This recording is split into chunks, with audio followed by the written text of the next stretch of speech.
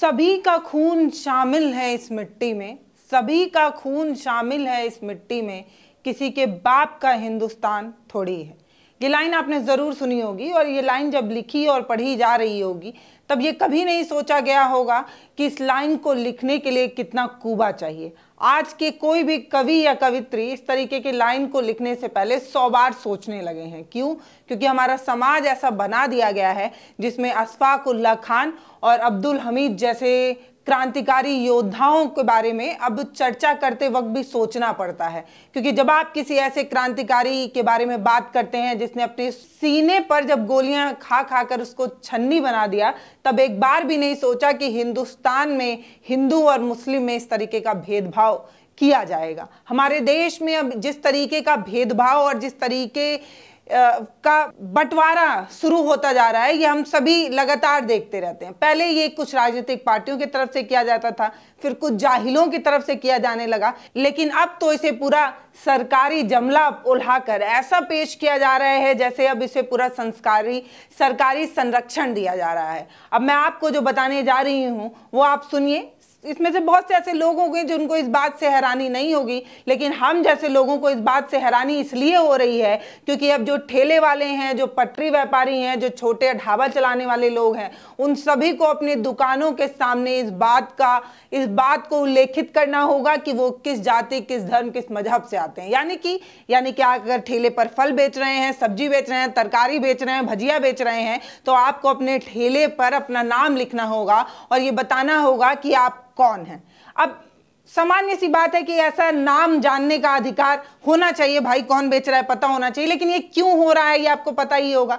ये क्या जानना चाहते हैं? क्या ये जानना चाहते हैं कि कौन छोटू या कौन राम या कौन बेच रहा है? ये जानना चाहते हैं कि कौन अब्दुल, कौन रहीम, कौन बेच रहा है, ये जानना चाहते हैं। ये जानना चाहते हैं कि तरकारी बेचने वाले का मजहब क्या है, इसकी मंशा क्या है, ये आप सभी जानते हैं और वो साफ नजर भी आ रहा है। सोशल साइट एक्स पर 2 तस्वीरें वायरल हो रही हैं जिसमें आम बेचने वाले का नाम मुस्लिम है।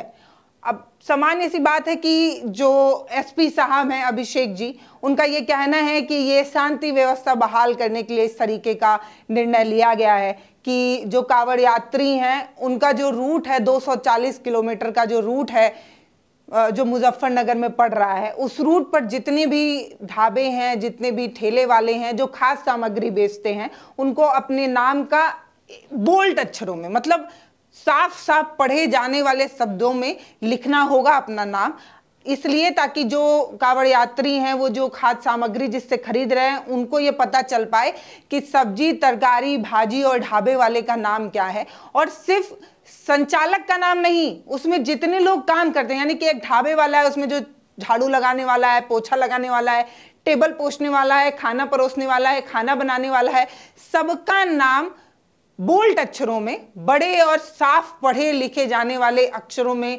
लिखकर प्रॉपर नेम प्लेट जो है वो अपने ढाबे के सामने, अपने दुकान के सामने जो है वो टांगना होगा। ऐसा इसलिए ताकि ये माना जा रहा है कि बहुत से ऐसे मुस्लिम लोग हैं जो हिंदू देवी देवताओं का नाम लगाकर, नेम प्लेट लगाकर जो है वो अपना व्यवसाय चला रहे हैं और ऐसा करने से हिंदुओं की भावना जो है वो आहत हो रही है और इस तरीके से धर्म जो है वो भ्रष्ट हो जा रहा है, उनको परेशानी हो रही है। इस तरीके की बात अभिषेक जी कहते हैं।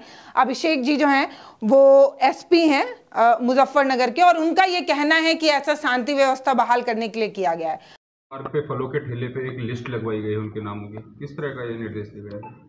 देखिए, कांवड़ की तैयारियां शुरू हो गई हैं और हमारे जनपद में लगभग 240 किलोमीटर का कांवड़ मार्ग है। इसमें जितने भी खान पान के दुकानें हैं, चाहे वो होटल, ढाबे, ठेले, जहां से भी कांवड़िए अपनी खाद्य सामग्री खरीद सकते हैं, उन सबको ये निर्देशित किया गया है कि अपने प्रोप्राइटर के या काम करने वालों के नाम ज़रूर डिस्प्ले करें। ये इसलिए ज़रूरी है ताकि किसी प्रकार का कोई कन्फ्यूजन किसी भी कांवड़िए के अंदर ना रहे और ऐसी स्थिति ना उत्पन्न हो कि कहीं कोई आरोप प्रत्यारोप हो और बाद में कानून व्यवस्था की स्थिति उत्पन्न हो। इसलिए ऐसा निर्देश दिया गया है और सब इसको अपनी स्वेच्छा से इसका पालन कर रहे हैं। सर, मुहर्रम एक तरफ मुहर्रम। अब अभिषेक जी से ये पूछना होगा कि अभिषेक जी, आप ये जो आदेश दिए हैं, मेरा आपसे एक छोटी सी जानकारी मैं आपसे बस जानना चाहती हूँ कि आपने ये जो आदेश दिया है, क्या आपको सच में लगता है कि इस तरीके के आदेश से प्रेम की भावना जो है वो प्रफुल्लित होने लगेगी, बहने लगेगी प्रेम की गंगा?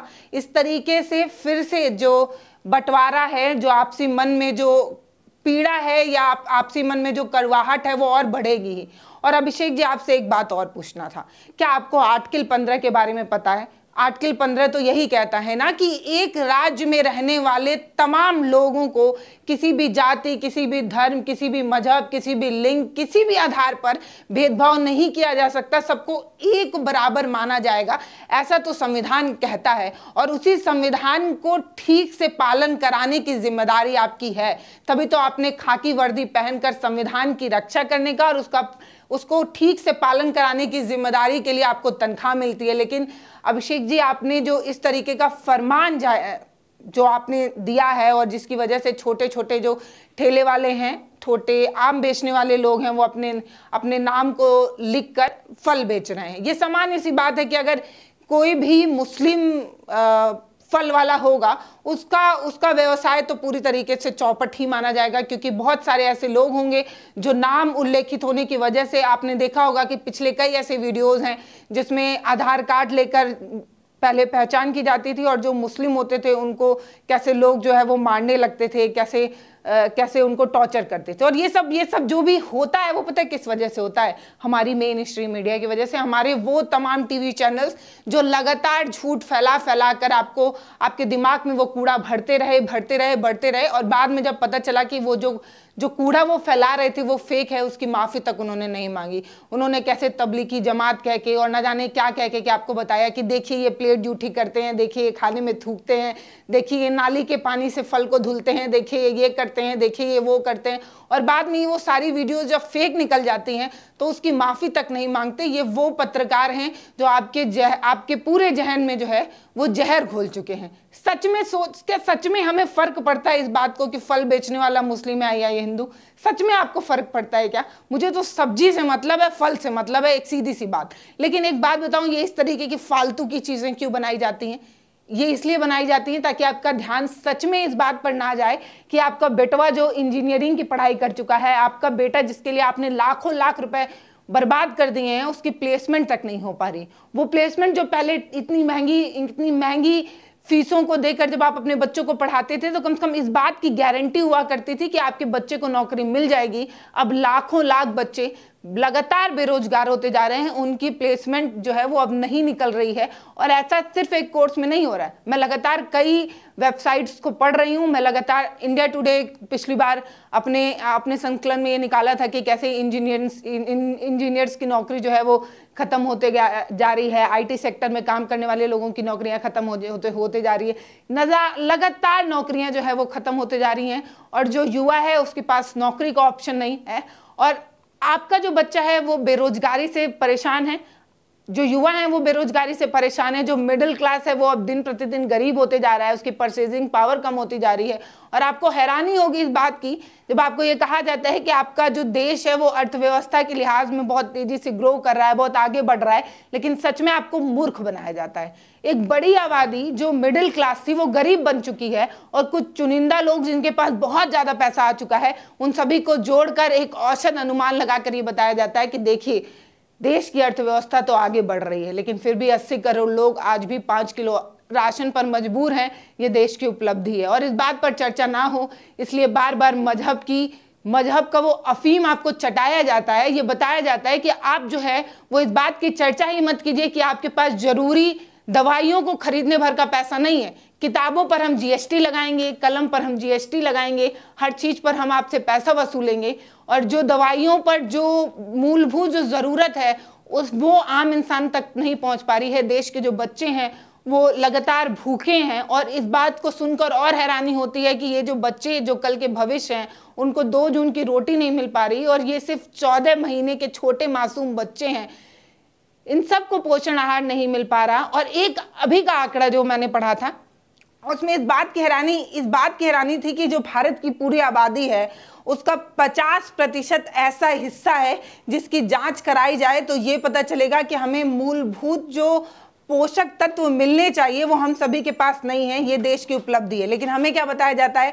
हमें ये बताना होता है कि जो फल बेचने वाला है उसको अपना नाम बताकर ये बताना है कि वो मुस्लिम है कि हिंदू है। क्या सच में आप जब तरकारी खरीदने जाते हैं तो आपको ये जानना जरूरी है कि तरकारी बेचने वाला अब्दुल है या राम है, या आपको सिर्फ तरकारी से मतलब है? अगर आपको सच में इससे मतलब है कि बेचने वाला अब्दुल है या रहीम है, तो ये जान लीजिए कि आपको जो जहर लगातार हमारे टीवी चैनलों की तरफ से परोसा जा रहा था, और वो राजनीतिक पार्टियां जो लगातार अपनी राजनीतिक रोटी सेकने के लिए आपको इस तरीके के जाल में फंसाना चाहती थी, आप उसमें बहुत अच्छे से फंस चुके हैं। अगर आपको इस बात से फर्क पड़ता है, अगर आपको इस बात से फर्क पड़ता है कि आपको पढ़ाने वाला जो ट्यूशन का है या जो टीचर है वो हिंदू है या मुस्लिम है, अगर आपको इस बात से सच में फर्क पड़ता है, तो ये बात आप जान लीजिए कि जिस बात की चाशनी आपको लगातार पिलाई जा रही थी, जो अफीम आपको लगातार चटाया जा रहा था, उसको आपने बखूबी उसको बहुत अच्छी मात्रा में ग्रहण कर लिया है। और अब आपके अंदर इंसानियत तो बची नहीं है। आप एक मूर्ख इंसान बन चुके हैं जिसको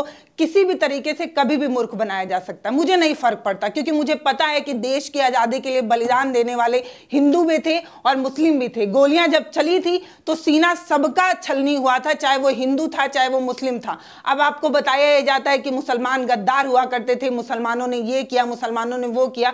तो इस तरीके के इतिहास आपको मुबारक हो। और बाकी इस तरीके का जो मुजफ्फरनगर से जो फरमान आया है, जिस तरीके से एक छोटे छोटे जो दुकानदार हैं उनको इस तरीके से उनके व्यवसाय को छीनने के लिए इस तरीके के फरमान के बारे में आप क्या सोचते हैं? और ये शुरू तो मुजफ्फरनगर से हुआ था, लेकिन अब शामली में और सहारनपुर में, इन दो जगहों पर और इस तरीके का फरमान जो है वो लागू कर दिया गया है कि सबको बताना होगा कि कौन है वो, किस जाति, किस धर्म, किस मजहब से आता है। तो आपको क्या लगता है कि क्या इस तरीके का फरमान जरूरी है? इस तरीके के फरमान से किसको फायदा होगा, किसको नुकसान होगा? आप अपनी राय हमें लिखकर जरूर भेजिएगा। नमस्ते, मैं पल्लवी हूँ, आप भारत एक नई सोच देख रहे हैं। आखिर में आप सभी को धन्यवाद भी कहना चाहती हूँ, क्योंकि आप सभी लोगों ने मेरे लिए बहुत दुआ की थी। जब मैं हॉस्पिटल में थी और मैंने एक पोस्ट किया था, उस पर आप सभी लोगों ने मेरे लिए बहुत सारी प्रार्थना की थी, इसलिए आप सभी का बहुत बहुत धन्यवाद।